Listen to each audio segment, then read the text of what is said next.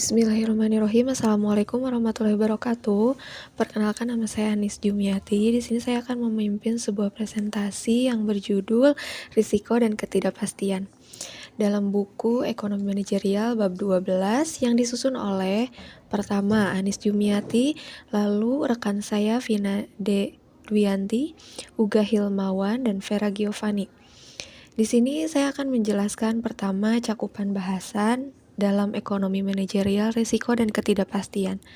Pertama, pengertian risiko, kedua, jenis-jenis risiko, ketiga, analisis risiko, keempat, mengukur risiko dengan distribusi probabilitas, kelima, ukuran risiko absolut atau deviasi standar.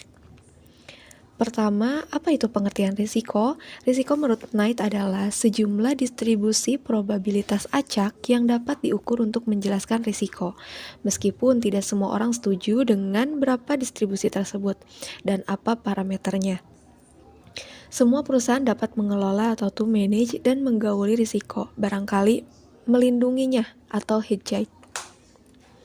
Adapun jenis-jenis risiko dalam risiko dan ketidakpastian, pertama, risiko pribadi. Apa itu risiko pribadi? Risiko pribadi adalah berbagai macam kemungkinan yang terjadi di kehidupan sehari-hari yang dapat mempengaruhi kapasitas finansial seseorang, harta kekayaannya, maupun risiko tanggung jawabnya.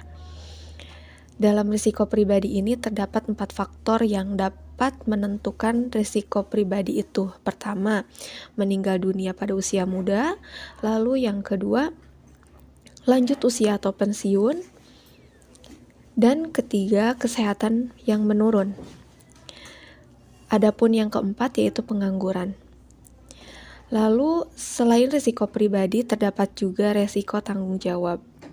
Apa itu risiko tanggung jawab? Risiko tanggung jawab adalah tipe risiko murni yang sering dihadapi kebanyakan orang. Jenis risiko tanggung jawab itu terdapat tanggung jawab perdata atau tanggung jawab pidana. Adapun konsepsi tanggung jawab perbuatan tidak benar atau truth law, pertama, perbuatan yang disengaja, dua, perbuatan yang tidak disengaja, yang ketiga, pembelaan. Sumber-sumber tanggung jawab, kepemilikan, penggunaan dan penguasaan atau properti, kegiatan yang dianggap sebagai gangguan umum atau pribadi, penjualan, produksi atau distribusi barang dan jasa. Lalu jenis resiko berikutnya adalah resiko harta, merupakan kerugian yang terkait dengan kepemilikan suatu benda akibat kehilangan, pencurian ataupun kerusakan. Apa saja sih resiko harta yang dikategorikan menjadi beberapa kategori, yaitu menjadi 2 jenis, yaitu kerugian secara langsung atau direct loss, yang kedua kerugian tak langsung atau consequential. C. Risiko harta. Risiko harta merupakan kerugian yang terkait dengan kepemilikan suatu benda akibat kehilangan, pencurian, ataupun kerusakan. Dikategorikan lagi menjadi 2 jenis.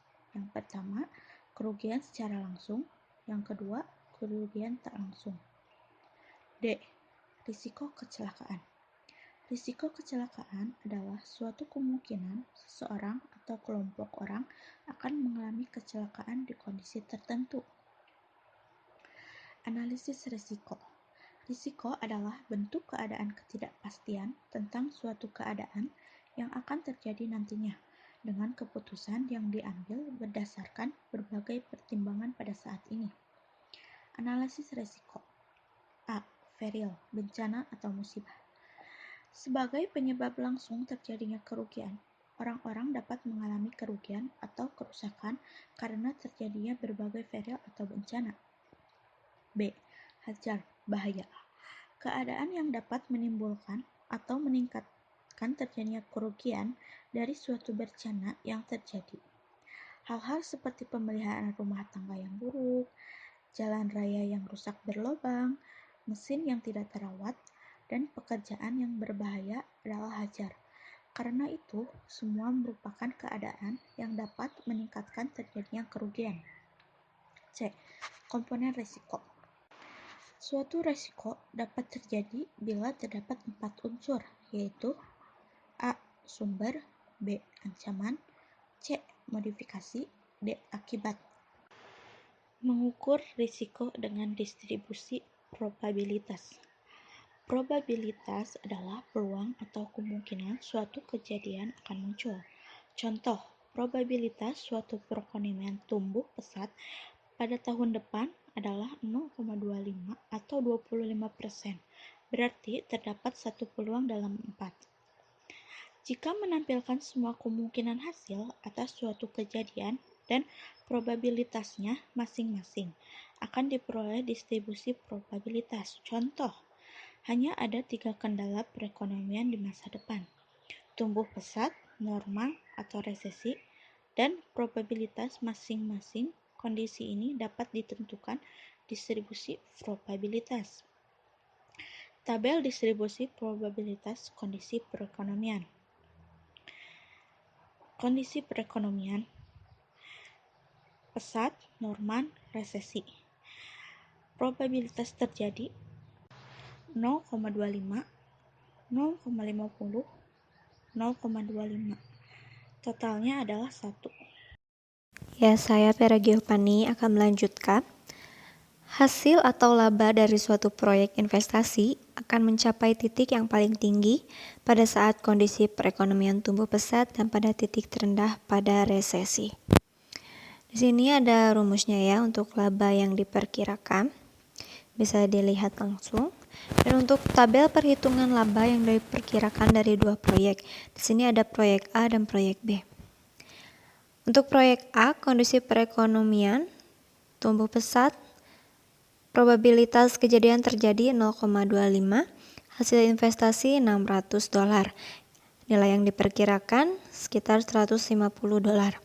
Untuk yang kedua normal, probabilitas kejadian terjadi 0,50, hasil investasi $500. Nilai yang diperkirakan $250. Untuk resesi, di sini probabilitasnya 0,25, hasil investasi $400. Nilai yang diperkirakan $100.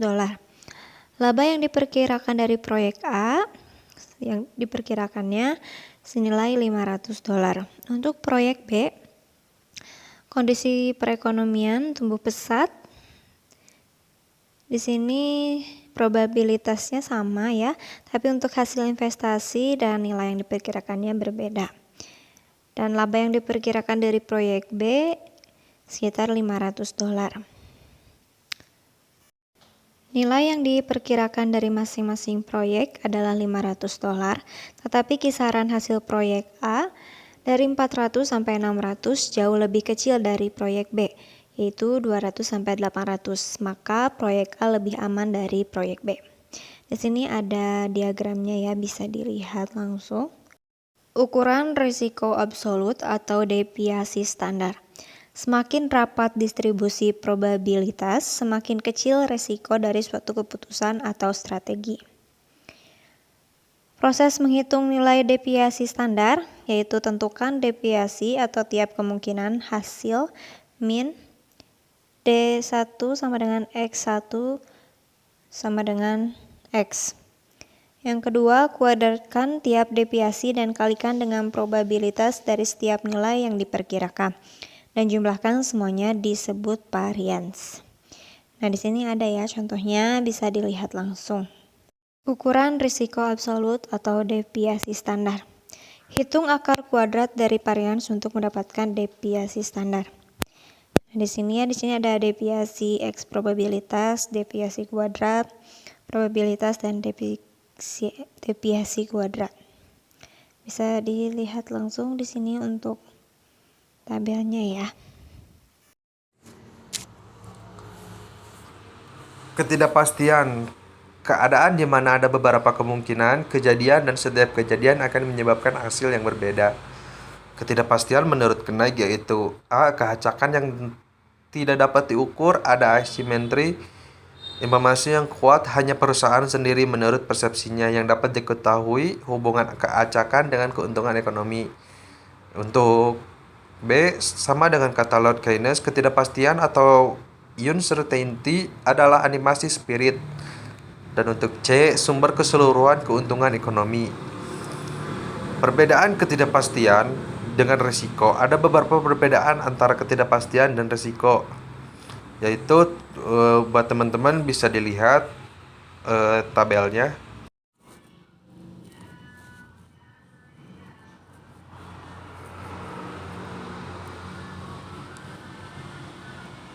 Ketidakpastian manajemen risiko. Ketidakpastian adalah keadaan walaupun hanya sebagian dari ketidakcukupan informasi tentang pemahaman atau pengetahuan terkait dengan suatu peristiwa, dampaknya, dan kemungkinan terjadinya.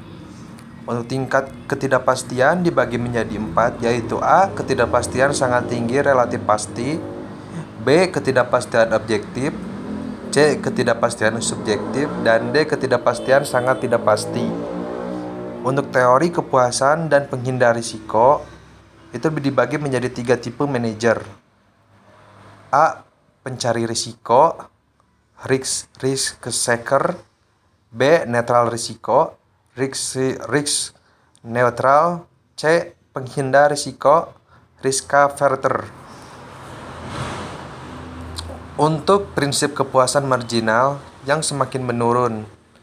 Oke, buat teman-teman di sini bisa lihat kurvanya. Uang sebesar Rp10.000 menyediakan kepuasan 2 util untuk 1 orang.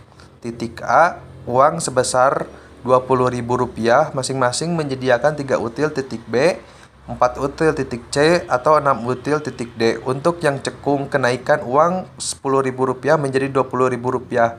Kenaikan kepuasan dari 2 util menjadi 3 util sehingga kepuasan marginal menurun. Nilai yang diperkirakan dari kemenangan atau kerugian adalah nilai yang diperkirakan dari uang sama dengan EM sama dengan 0,5 $10.000 tambah 0,5 minus $10.000 sama dengan 0. Penghindar risiko. Kepuasan marginal yang semakin menurun mendapatkan kepuasan yang lebih rendah jika memenangkan $10.000 dibanding kepuasan yang hilang jika kehilangan $10.000. Jika kalah $10.000, individu penghindar risiko kehilangan 2 util kepuasan, tetapi hanya mendapatkan 1 util kepuasan jika memenangkan $10.000 kepuasan yang diperkirakan. Sama dengan E, U sama dengan 0,5 1 util tambah 0,5 minus 2 util sama dengan minus sama dengan minus 0,5 util.